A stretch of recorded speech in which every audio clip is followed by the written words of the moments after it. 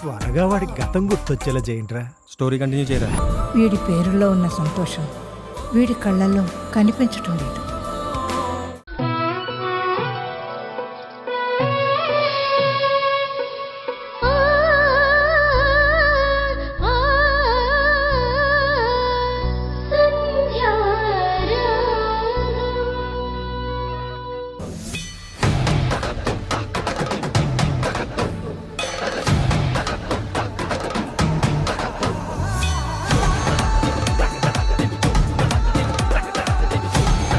నేనే సంబంధం మాట్లాడాను కాబట్టి తన వల్ల ఏ ప్రాబ్లం వచ్చినా మౌనిక నా దగ్గరికి వస్తుంది.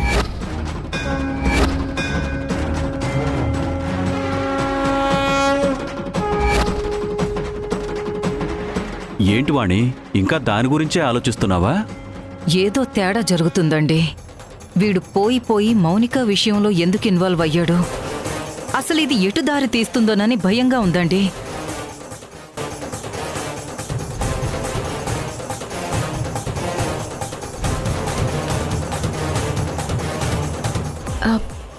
ఏంటత్తయ్య, ఇంకా ప్రసాదం తీసుకోలేదు? తీసుకోండి. నాకు కంగారుగా ఉందమ్మా. దేని గురించి అత్తయ్య? మౌనిక పెళ్లి విషయంలో అసలు రాజేష్ ఎందుకు ఇన్వాల్వ్ అయ్యాడు? ఆయన ఇన్వాల్వ్ అయ్యారా? ఏంటత్తయ్య, జోక్ చేస్తున్నారా? నిజం చెప్తున్నాను వింధ్య, మౌనికనే చెప్పింది ఈ విషయం. ఆ మౌనిక 100 చెప్తుంది అత్తయ్య, కానీ మీరు తన మాటలు ఎందుకు పట్టించుకుంటున్నారు? అసలు అది ఇక్కడికి ఎందుకు వచ్చింది? అదే నాకు అర్థం కావడం లేదమ్మా. మౌనిక వచ్చింది, రాజేష్ మౌనికని తీసుకెళ్తుంటే అదేంట్రా అని చెప్పి నేను అడిగాను. ఆ మౌనిక పెళ్లి సంబంధం నేనే కుదిర్చాను అని చెప్పాడు. అసలు అప్పటి నుంచి నాకు ఏదో తెలియని కంగారుగా ఉంది. నేను త్వరగా ఆఫీస్కి వెళ్ళాలి, మీరిద్దరు గుడిలోకి వెళ్ళండి. అత్తయ్య, నాతో ఆఫీస్లో పనుందని చెప్పి వెళ్ళారు. ఆయన ఇక్కడికొచ్చి మౌనికని తీసుకువెళ్లారా? ఆయన మౌనికకి పెళ్లి సంబంధం సెట్ చేశారా? అదే కదమ్మా నేనింతసేపటి నుంచి నీకు చెప్తున్నాను. వచ్చింది, నట్టింట్లో కూర్చుంది. మీరు వెళ్ళిన దగ్గర నుంచి అది ఫోన్లు చేస్తుంది. రాజేష్ని రమ్మని చెప్పి ఇబ్బంది పెట్టింది.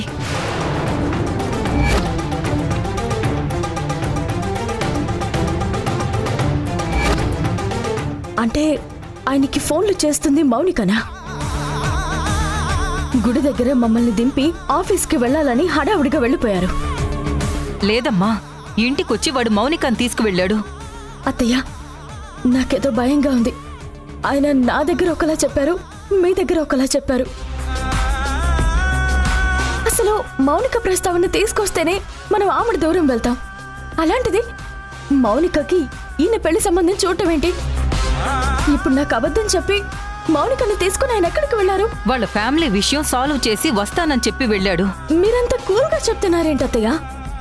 వాళ్ళ ఇష్యూని ఈయన సాల్వ్ చేయడం ఏంటి? అసలేం జరుగుతుంది? నాతో ఎందుకు అబద్ధం చెప్పారు? నువ్వు కంగారు పడుకు వింధ్య. అసలు నేనిప్పుడే ఫోన్ చేసి కనుక్కుంటాను. వాణ్ణి నీకు అబద్ధం చెప్పిన విషయం నాకు తెలీదమ్మా. ఈ మౌనిక మళ్ళీ ఏదో మాయ చేస్తుంది. ఉండు, ఇప్పుడే కాల్ చేస్తాను. వద్దత్తయ్య, మీరు కాల్ చేయొద్దు. దానికి పెళ్ళైన మరుక్షణమే అక్షింతలు వేయించుకోవడానికి రావడం, ఇప్పుడు ఆయన్ని తీసుకువెళ్ళడం, రాజేష్తో మాట్లాడడం అన్ని చూస్తుంటే ఆయన కూడా మన దగ్గర ఏదో దాస్తున్నారు. మౌనిక, రాధిక కలిసి మళ్ళీ ఏదో కుట్రకి ప్రయత్నిస్తున్నారు. మళ్ళీ నాకు సమస్యలు రాబోతున్నాయి. లేదంటే ఆయన మనకి తెలియకుండా మౌనిక పెళ్లి విషయంలో ఆయన ఇన్వాల్వ్ అవ్వడం ఏంటి?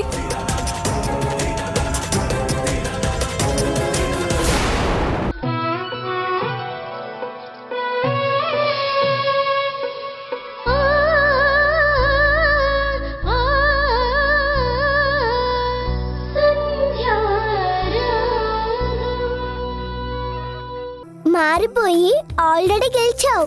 ఒకప్పుడు నేను టచ్ చేస్తే దూరం జరిగేదానివి, కానీ ఇప్పుడు నా చేతిని టచ్ చేస్తున్నావు. నాకు చాలా సంతోషంగా ఉంది. ఏంటి భూమి, నీకు బాధ లేదా? నా మీద కోపం లేదా? నీకు మాట ఇచ్చాను, ఆ మాటకి కట్టుబడి నువ్వు ఎలా చెప్తే అలా చేస్తున్నాను.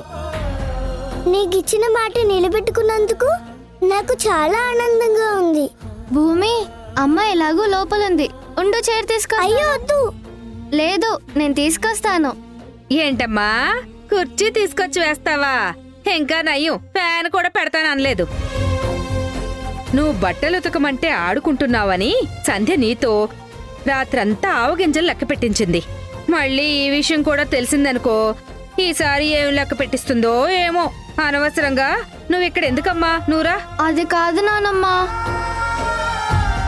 మన కోసం భూమి బలైపోయింది కదా, చిన్న కన్సర్న్ కూడా ఉండదా నీకు?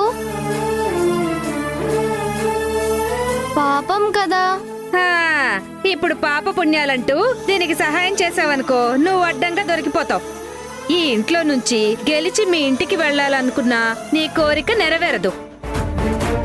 ఏ భూమి, ఆశ్రమంలో ఆయమ్మ నిన్ను ఇంతకంటే ఎక్కువ కష్టపెట్టింది కదా. అవునమ్మగారు. ఇక్కడ బాధపడుతున్నావా? అదేం లేదమ్మగారు, మీరు వెళ్ళండి. అమ్మ చూస్తే నిజంగానే ప్రాబ్లం అవుతుంది. అను సిస్టర్, నువ్వు వెళ్ళు.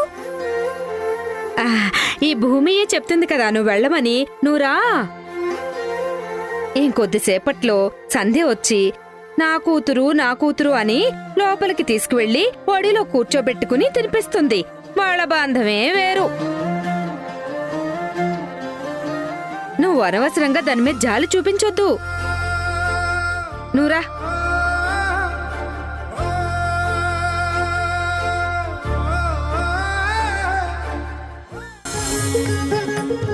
ఓం క్షీరోదన్వత్ప్రదేశే శుచిమణివిలసత్సైకతే మౌక్తికానాం మాలాక్లుప్తాసనస్తస్ఫటికమణిభైర్మౌక్తికైర్మండితాంగః శుభ్రైరభ్రైరదభ్రైరుపరివిరసితైర్ముక్తపీయూషవర్షైః ఆనందీన పునీయాత్ అరినళ్ళగదా శంఖపాణిర్ముకుందః శ్రేయః కాంతాయ కళ్యాణనిధేయనిధేయర్థినాం శ్రీవేంకటనివాసాయ శ్రీనివాసాయ మంగళం.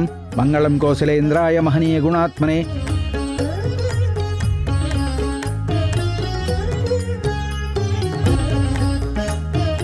చిన్ని, పాపం రాజేష్ బాబుని చూస్తుంటే నా గుండె తరుక్కుపోతుంది. పేరుకే ఇక్కడున్నాడు కానీ మనిషిలో జీవం కనబడట్లేదు. కట్టుకున్న భార్య పక్కన కాకుండా పరాయి అమ్మాయి పక్కన కూర్చుంటే ఎవరికైనా బాధ ఉంటుంది కదా సన్నీ. ఇలాంటి రోజు ఒకటి వస్తుందని, రాజేష్ గారిని ఇలా చూడాల్సొస్తుందని నేనెప్పుడూ అనుకోలేదు. భగవంతుడా, ఈ సమస్యకి ఒక పరిష్కారం చూపించు తండ్రి.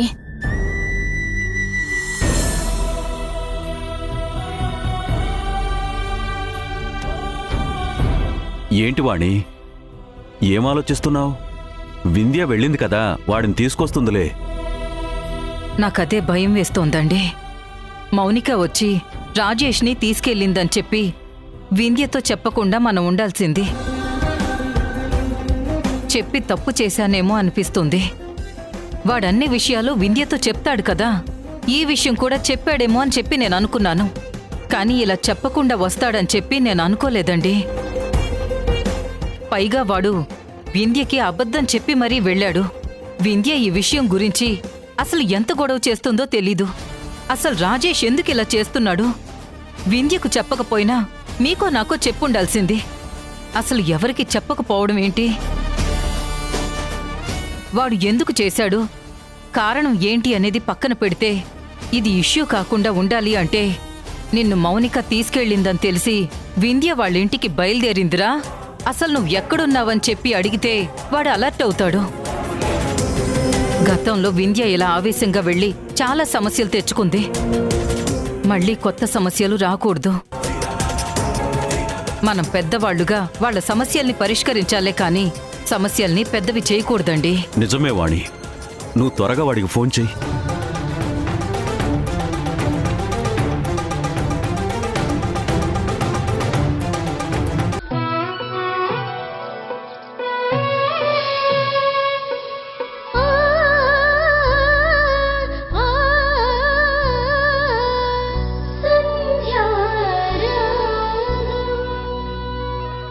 బయట నుంచో పెట్టడం కాదు, బయట నుంచి అలా బయటికే పంపించేసేయాలి. నానమ్మ, నువ్వేం మాట్లాడుతున్నావో అర్థమవుతుందా? అందుకే నువ్వు నన్ను ఇక్కడికి తీసుకొస్తుంటే నేను రాను అని చెప్పాను. వచ్చిన తర్వాత ఇలానే మాట్లాడతావు. అయ్యో నీకు తెలియదమ్మా, భూమినేమో తన కడుపున పుట్టిన బిడ్డలా చూసుకుంటుంది, నిన్ను పారాయి బిడ్డలా చూసుకుంటుంది. నిజంగా సమన్యాయం చెయ్యాలంటే నువ్వు కూడా తన కడుపున పుట్టిన బిడ్డలా భావించి చూసుకోవాలి. అంతేకాని నిన్నో విధంగా ఆ భూమినో విధంగా చూడకూడదు.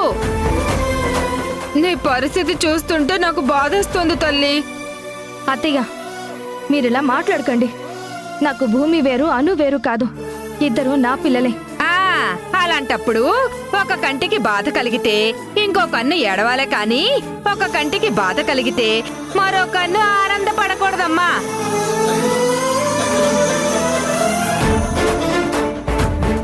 నీకు ఇద్దరు రెండు కళ్ళు అన్నప్పుడు రెండు కళ్ళని ఒకేలా చూడాలి. నీ మాటలు వేరు, చేతలు వేరుగా ఉన్నాయి. ఎంత కాదనుకున్నా అను నీ స్నేహితురాలి కూతురు. నువ్వు అనుకి పాలిచ్చి పెంచావు. నువ్వు ఒప్పుకున్నా ఒప్పుకోకపోయినా నీకు అనుకి పేగు బంధం లాంటి సంబంధం ఉంది.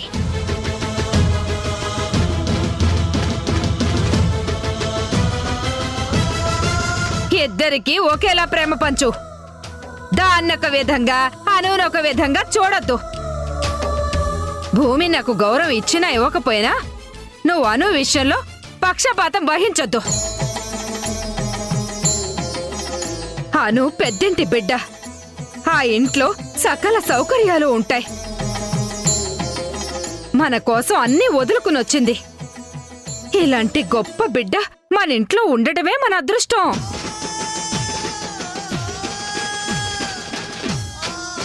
చూడు, నువ్వు సానుభూతి గనక చూపిస్తే ఎన్ని త్యాగాలు చేసిన అను పాప మీద చూపించాలే తప్ప తిండికి సరిగ్గా లేకపోయినా ఇంటికి తీసుకొచ్చి సకల సౌకర్యాలు కల్పించినందుకు ఆ భూమి మీద జాలిపడద్దు. నీ బాధ కన్నీళ్లు అను గురించి అయ్యుంటే నేనెంతో సంతోషపడేదాన్ని. దయచేసి నువ్విద్దరి మధ్య పక్షపాతం చూపించొద్దమ్మా. అను, నువ్వు పదమ్మా.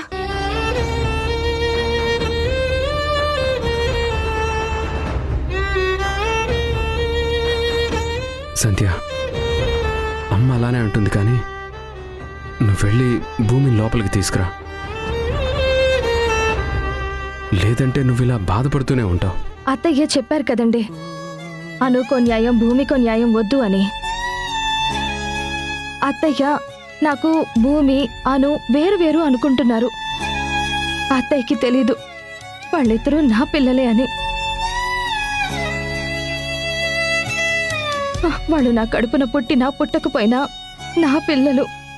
భూమి నా బిడ్డే, అను కూడా నా బిడ్డే. వాళ్ళిద్దరినీ నేనెప్పుడు వేరుగా చూడ్ను. ప్రేమైనా కోపమైనా ఒకేలా పంచుతాను.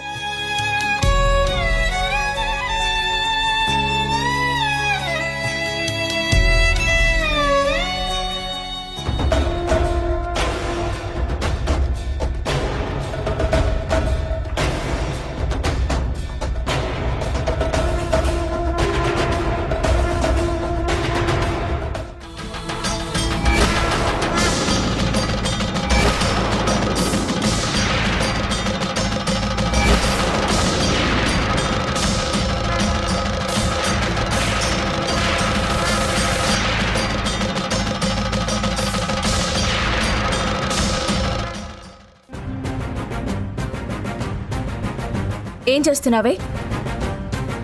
నీ నాటకాలేంటి? అసలు నువ్వు మా ఇంటికి ఎందుకు వచ్చావు?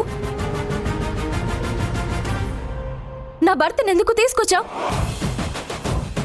రాజేష్ ఎక్కడా?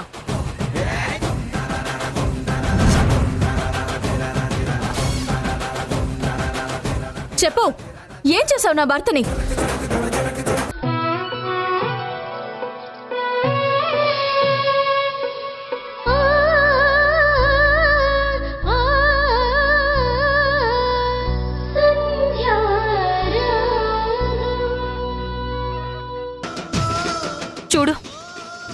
ఇప్పుడు ఎంత కోపంగా లోపలికి వెళ్ళిపోయిందో.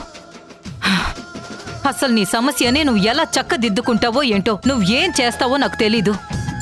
ఈ ఇంట్లో మాత్రం అరుపులు ఉండకూడదు, ఏడుపులు ఉండకూడదు. నా కొడుకు కోడలు సంతోషంగా ఉండాలి. దయచేసి నేను బతికున్నంత వరకు కొత్త సమస్యలేమీ తీసుకురావద్దు. అమ్మా ప్లీజ్, నువ్వు అలా మాట్లాడొద్దు అమ్మా.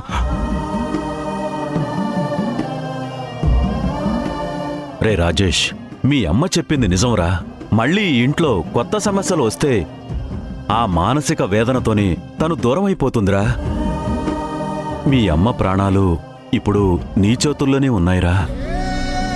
నాన్న,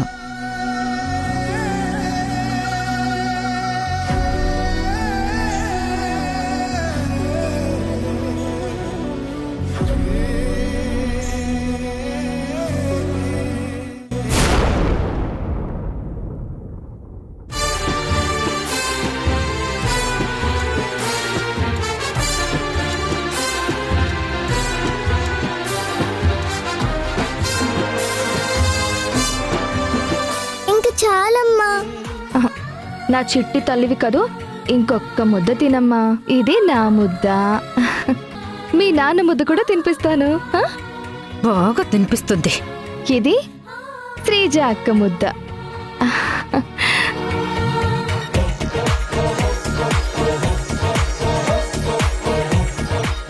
ఇలారా ఇలారా, అక్కడ చూడు. ఏమైంది నానమ్మా?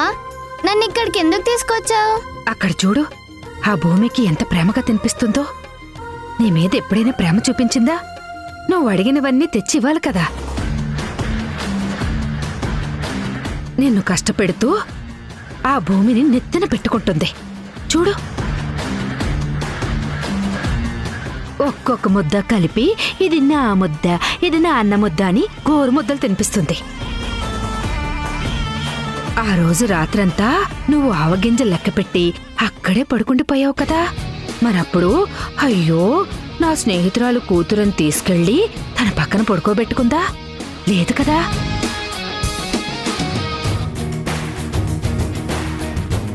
నీ మీదేమో సౌతి తల్లి ప్రేమ చూపిస్తుంది, ఆ భూమి మీదేమో కన్న తల్లి ప్రేమ చూపిస్తుంది. నాకు సంతి పద్ధతి అస్సలు నచ్చడం లేదు. నాకు నీ పద్ధతి నచ్చట్లేదు. అమ్మాను, ఏంటమ్మా అలా మాట్లాడుతున్నావు? అసలు నువ్వు మనిషివేనా? నువ్వంటే నాకెంతో గౌరవం ఉండేది. ఇప్పుడు నిన్ను నానమ్మ అని పిలవడానికి కూడా నాకు అదోలా ఉంది. ఏమైందమ్మా? లేకపోతే ఏంటి, ప్రతిసారి నీ నసేంటి? నేను ఉన్నదే కదమ్మా చెప్తున్నాను, లేనిదేం కల్పించి చెప్పటం లేదు కదా. అయినా నువ్వేంటి ఉన్నట్టుండి ఇలా మారిపోయావు? నేను మారడం కాదు, నువ్వు రోజు రోజుకి మారుతున్నావు. అసలు నీ ప్రాబ్లం ఏంటి? నీ నుంచి నీ మనవరాల్ని దూరం చేసింది సంధ్యే కదా, భూమి కాదు కదా.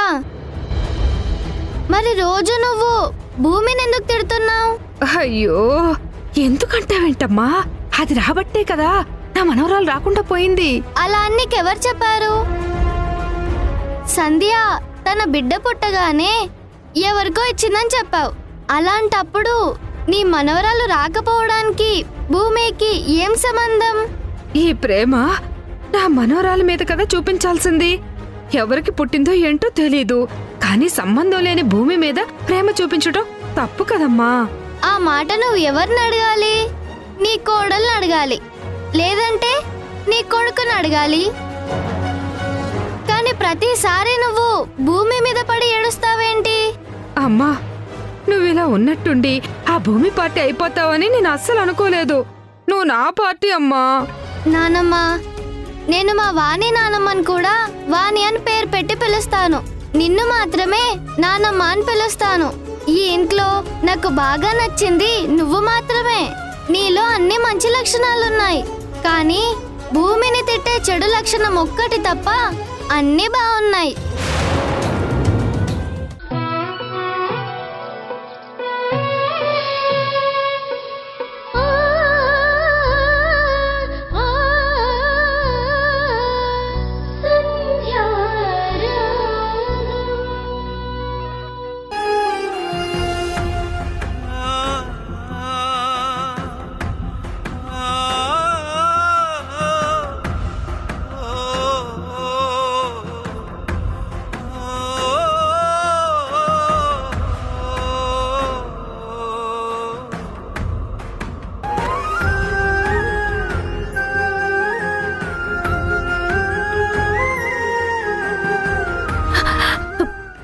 చేస్తున్నారు మీరు?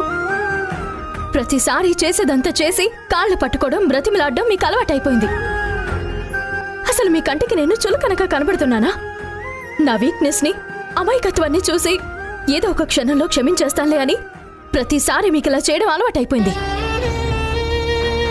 అసలు మీకు నా కాళ్ళు పట్టుకోవడానికి సిగ్గుగా అనిపించట్లేదా? నువ్వు నాతో మాట్లాడకపోతే, నన్ను అవాయిడ్ చేస్తుంటే చచ్చిపోవాలనిపిస్తుంది వింధ్య. పిచ్చి పిచ్చిగా మాట్లాడకండి. వింధ్య, నీ కోపానికి అర్థం ఉంది. నన్ను తిట్టు, కుట్టు. నేను చేసిన తప్పుకి నీ కాళ్ళు పట్టుకున్నా తక్కువే. తప్పు అని తెలిసిన తర్వాత కూడా మౌనికతో ఎందుకు మాట్లాడుతున్నారు? అసలు మన జీవితంలోకి మౌనికను ఎందుకు తీసుకొస్తున్నారు? నాకు భయం వేస్తుందండి, మీరెక్కడ నా నుంచి దూరం అయిపోతారో అని. అదే జరిగితే నిజంగానే ఈ గుండె ఆగిపోతుంది వింధ్య. నువ్వు లేకుండా నేను బతకలేను. ఇదంతా నేను కావాలని చేసింది కాదు. నీకు మౌనిక, రాధికత్త గురించి తెలిసిందే కదా. నా మంచితనాన్ని, అమాయకత్వాన్ని గమనించి ఎమోషనల్గా బ్లాక్మెయిల్ చేశారు. ఎమోషనల్గా బ్లాక్మెయిల్ చేశారా? అంటే ఏం చేశారు? ఏం జరిగిందో చెప్పండి. మీరు మౌనికకి ఏదైనా మాటిచ్చారా? ఏ విషయంలోనైనా తనకి న్యాయం చేస్తానని కమిట్ అయ్యారా? అసలు నాకిప్పటికీ అర్థం కావడం లేదు. అసలు మౌనిక భర్త ఎవరు? తన పెళ్లి విషయంలో మీరు ఇన్వాల్వ్ అవడం ఏంటి? అదే చెప్తున్నాను కదా వింధ్య, మోసపోయానని. పెళ్లి కొడుకు విషయంలో మోసపోయాను. తన మెడలో తాళి పడటం విషయంలో మోసపోయాను. ఎవరినైతే ఇన్నాళ్ళు దూరం పెట్టాలనుకున్నానో వాళ్లతోనే మాట్లాడే పరిస్థితి వచ్చింది. ఈ విషయం చెప్తే నువ్వెలా రియాక్ట్ అవుతావో తెలియక, ధైర్యం లేక నీకు పూర్తి విషయాలు చెప్పలేకపోతున్నాను. మౌనిక వచ్చింది నిజం. ఈరోజు నన్ను తీసుకెళ్ళింది నిజం.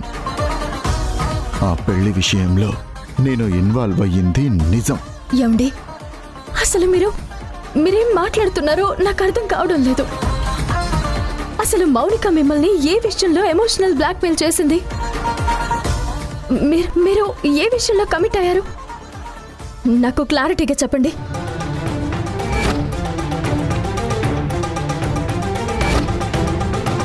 ఇప్పుడు ఈ విషయం చెప్తే వింధ్య తట్టుకోలేదు.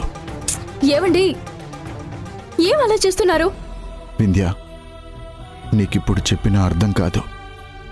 కానీ 100 మంది మౌనికలు వచ్చినా, 100 మంది కుట్రలు చేసినా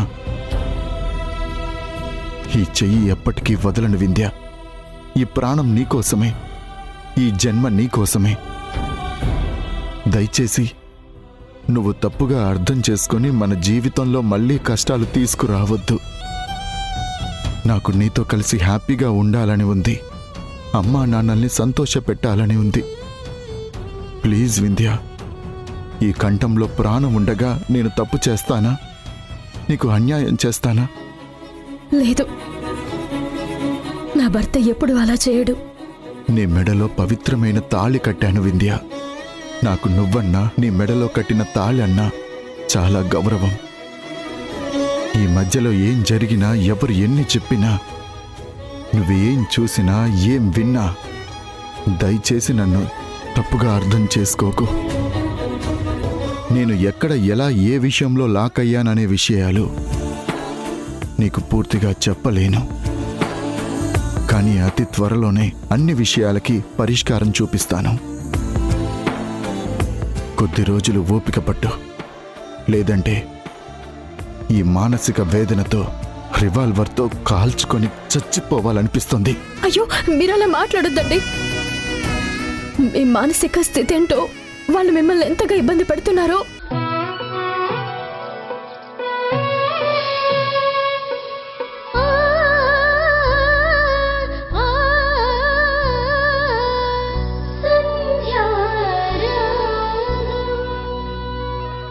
అయ్యో, అదంతా లేండి పంతులు గారు. మీకు ఇప్పుడు చెప్పినా అర్థం కాదులే గాని, నా పేరు మౌనిక, మా ఆయన పేరు రాజేష్. మా ఇద్దరి పేర్ల మీదుగా గట్టిగా అర్చన చేయండి. మేమిద్దరం కలకాలం కలిసి ఉండాలని స్వామివారికి గట్టిగా చెప్పండి. అలాగేనమ్మా. రాజేష్ నామధేయస్య ధర్మపత్ని మౌనికా నామధేయస్య సహ కుటుంబానాం క్షేమ స్థైర్య ధైర్య వీర్య విజయ అభయ. మా జీవితంలో వింధ్య దూరమై నేను బావా చిలక గోరింకల్లాగా కలకాలం కలిసి ఉండాలి.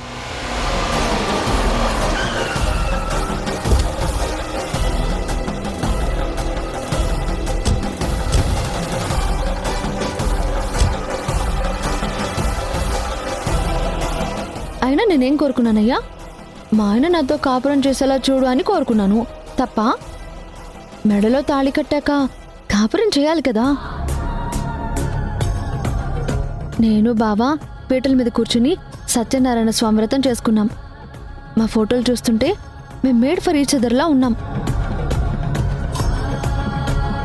స్వామి అందరూ నాకు పెళ్లి కాదు అన్నారు, కానీ అయ్యింది. మా బావ నా మెడలో తాళి కట్టడు అన్నారు, కానీ కట్టాడు. దేవుడా, ఓ మంచి దేవుడా, ఎప్పుడూ మంచి వాళ్ళని కాదయ్యా, అప్పుడప్పుడు నాలాంటి చెడ్డ వాళ్ళని కూడా కాస్త ఆశీర్వదించయ్యా. నేనేమి నిన్ను ఆస్తులు అడగట్లేదు, అంతస్తులు అడగట్లేదు, మా బావను అడుగుతున్నాను ప్లీజ్. శుభం. బావా, బావా. ఏయ్, దూరం జరుగు. నువ్వేంటిక్కడ? అత్తయ్య, ఎవరి పీడ వదిలించుకోవాలని మనం ఈ గుడికొచ్చామో ఆ పీడ మన వెంట పడేలా ఉంది. ముందు మనం వేరే గుడికి వెళ్దాం. పదండి అత్తయ్య. తప్పు వింధ్య. గుడికి వచ్చి ఎవరి వల్ల దేవుడి దర్శనం చేసుకోకుండా పూజ చేయించుకోకుండా వెళ్ళకూడదు.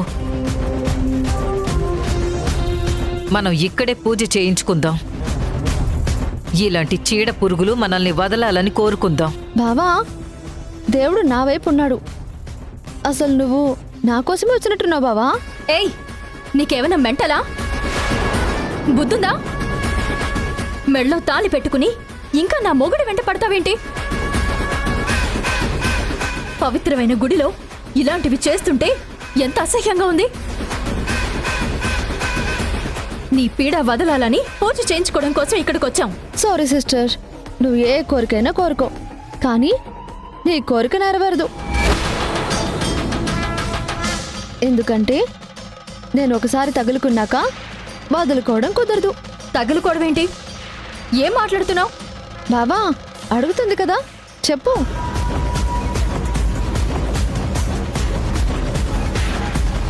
మన గురించి చెప్పు బావా. ఏయ్, మన గురించి చెప్పడానికి ఏముంటుంది? అదే బావా, నా పెళ్లి సెట్ చేసావు, నా పెళ్లికి రావద్దు అని అత్తయ్య వింధ్య సిస్టర్ చెప్పినా కూడా వచ్చావు. దగ్గరుండి పెళ్లి కూడా జరిపించావు. అసలు నా మెళ్ళో ఈ తాళి పడటానికి కారణమే నువ్వు కదా. ఆపుతావా? చూడు, నా భర్త వల్ల తెలుసో తెలియకో ఒకసారి పొరపాటు జరుగుండొచ్చు. అంత మాత్రాన దీన్ని అడ్వాంటేజ్గా తీసుకుని ఏదేదో మాట్లాడుకో. ఇందాకటి నుంచి నువ్వు ఇన్ని మాట్లాడుతున్నావు. అసలు నీ మొగుడు ఎక్కడున్నాడు? ఒక్కదానివే వచ్చావా, జంటగా వచ్చావా? పిలువు. సిస్టర్, నా మొగుడు ఇక్కడే ఉన్నాడు, ఈ గుళ్ళోనే ఉన్నాడు.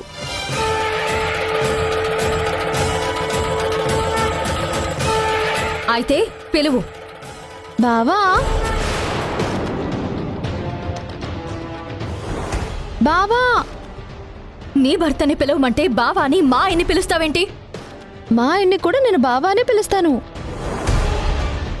వింధ్య, అసలు దాంతో డిస్కషన్ ఎందుకు? పద, మనం వెళ్ళి అర్చన జరిపిద్దాం. అదేంటత్తయ్య, మీ అబ్బాయిని మీకు పరిచయం చేస్తాను, ఉండండి. అన్నట్టు మా ఆయన పేరేంటో తెలుసా? రాజేష్.